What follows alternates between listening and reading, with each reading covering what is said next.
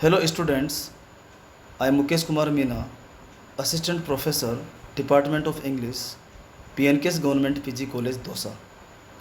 Today I am going to provide you with a brief summary of the famous essay, The American Scholar. As we know, The American Scholar is the title of a lecture which Emerson delivered on 31st August 1837 to the Phi Beta Kappa Literary Society of Harvard University. This essay has two parts. The first part contains an account of the influences operating upon the American scholar to educate him.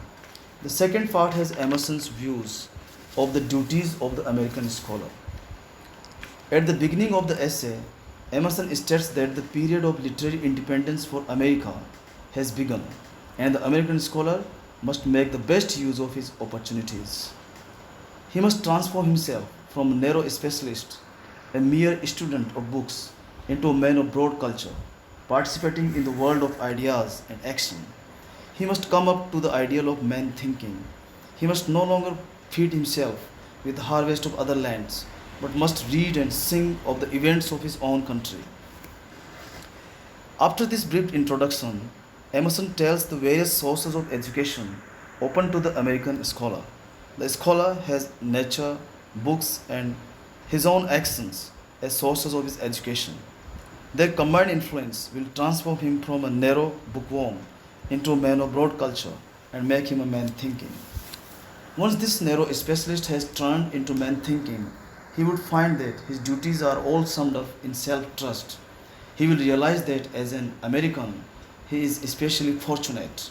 He would find that his own age and his own country are fit to work in, and he himself is fit to do the work. Let him be self-reliant and rely on the annals of his own country. After it, Emerson talks about the influences operating upon the American scholar to educate him.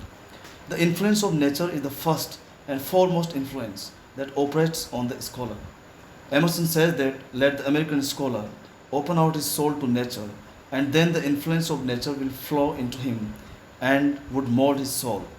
He will thus become aware of the oneness of the human soul and the soul of nature, which are both derived from the same source, that is, the divine, which is immanent through both nature and man. Here we come across Emerson's transcendental views and philosophy. He says that nature's beauty is the beauty of his own mind. Its laws are the laws of his own mind. The influence of books representing the mind of the past is the second important influence that operates on the mind of the scholar.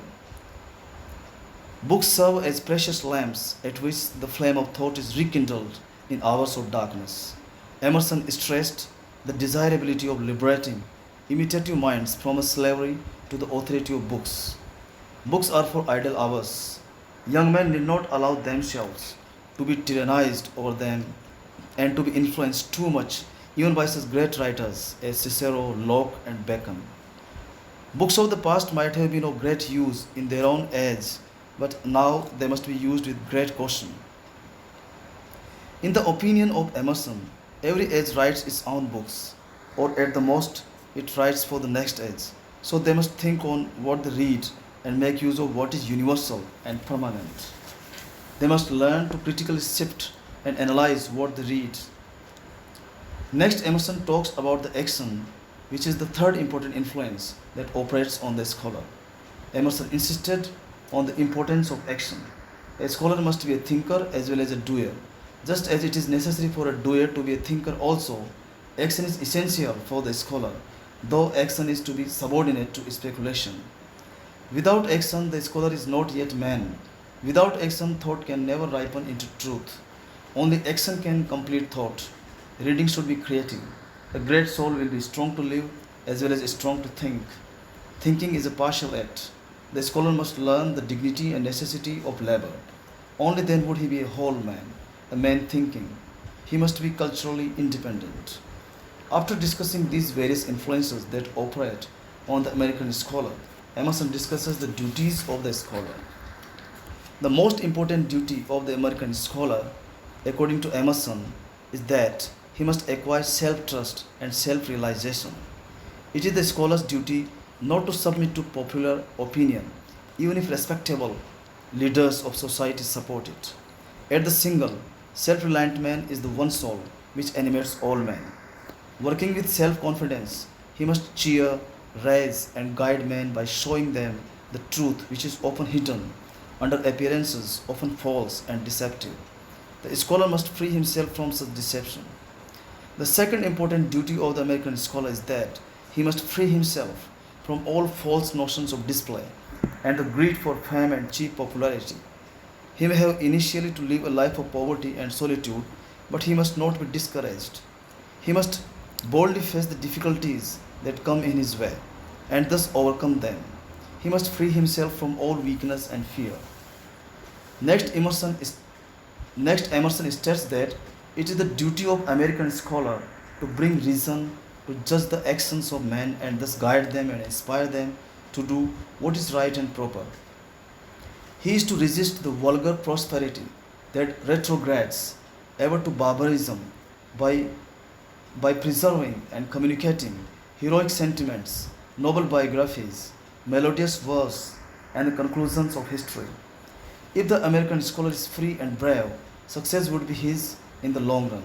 This is the way to cultural independence, and the scholar must himself follow it and teach others too to take to it. Thus, we have seen that it would be correct to call this address by Emerson a declaration of American independence in cultural matters. Dear students, today we have discussed the summary of the essay, The American Scholar in Brief. I believe that this discussion will be helpful and useful for you to have a better understanding of the essay. Thanks for watching.